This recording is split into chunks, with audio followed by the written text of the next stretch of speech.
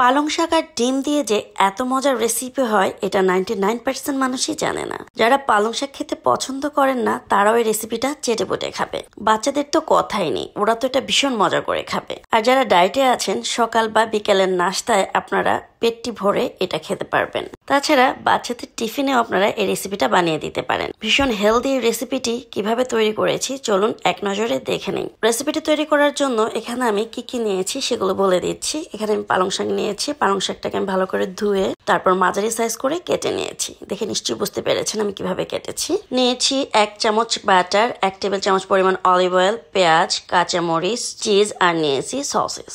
Cheese sausages এগুলো আপনারা আপনাদের স্বাদ অনুযায়ী নিয়ে নেবেন। এখানে আমি একটি বাটিতে 2টা ডিম ভেঙে নিচ্ছি। এখানে আমি 2টা ডিম নিয়েছি, আপনারা 3টে 4টে ডিমও নিতে পারেন। এবার ডিমের ভিতরে দিয়ে দিয়েছি আমি 1/4 চা চামচ পিঙ্ক সল্ট। পিঙ্ক সল্টের পরিবর্তে আপনারা নর্মাল সল্টও দিতে পারেন। দিয়ে দিয়েছি 1/4 চা চামচ কালো গোলমরিচের গুঁড়া। এবার ডিমের সাথে ভালোভাবে মিশিয়ে নিচ্ছি। ডিমটা ভালোভাবে মিশিয়ে নিয়েছি। এবার রান্নায় চলে যাচ্ছি। চুলায় প্যান বসিয়ে দিয়ে এর ভেতরে দিয়ে দিয়েছি 1 চা চামচ অলিভ অয়েল। হাতের কাছে অলিভ অয়েল না থাকলে আপনারা এখানে সরিষার তেল অথবা ঘিও ব্যবহার করতে পারেন। যারা ডায়েট করছেন তাদেরকে বলছি, আর যারা ডায়েট করছেন না তারা এখানে সয়াবিন তেল ব্যবহার করবেন। এখানে আমি 1/2 চা চামচ বাটার দিয়েছি। বাটারটা যখন সম্পূর্ণ গলে গেছে এর ভেতরে আমি দিয়ে দিয়েছি সসেস। সসেসটাকে আমি একটু সটে করে নিব।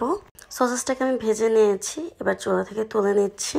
অতিরিক্ত ভাজা যাবে না, হালকা ভেজে নিতে হবে। প্যানে আবারও আমি 1/2 চা চামচ বাটার দিয়ে দিয়েছি। এবার বাটারটাকে ভালোভাবে গলিয়ে নিব। এবার এর ভেতরে দিয়ে দিয়েছি মাঝারি সাইজের একটা পেঁয়াজ আর কাঁচামরিচ। কাঁচামরিচটা অবশ্যই স্বাদ মতো দিয়ে দিবেন। এবার চুলার আঁচটাকে মাঝারি করে দিয়ে পেঁয়াজ আর কাঁচামরিচটাকে হালকা নরম হওয়া পর্যন্ত ভেজে নিব। পেঁয়াজটাকে অতিরিক্ত ভেজে একদম লাল লাল করা যাবে না। 2 থেকে 3 মিনিট পেঁয়াজটা ভাজার পরে দেখতেই পাচ্ছেন পেঁয়াজটা কিন্তু নরম হয়ে আসছে।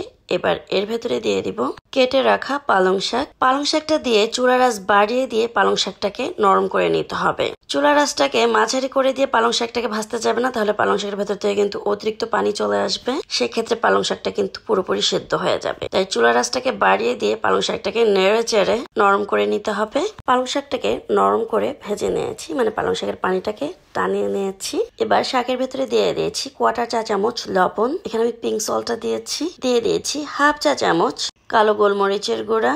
এবার শাকটাকে লবণ মশলার সাথে আরো 30 সেকেন্ড একটু ভেজে নিব। শাকটা ভাজা হয়ে গেছে। এবার চুলা থেকে নামিয়ে নিচ্ছি।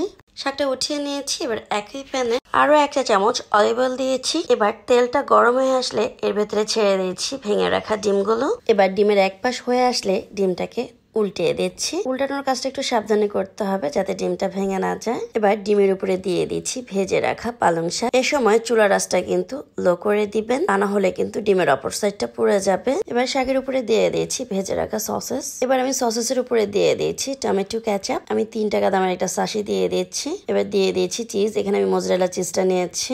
এখানে আপনারা আপনাদের পছন্দ মতো চিজটাকে কমিয়ে বাড়িয়ে নিতে পারেন। চিজটাকে একটু ছড়িয়ে দিচ্ছি। এবার ডিমটাকে ফোল্ড করে নিচ্ছি।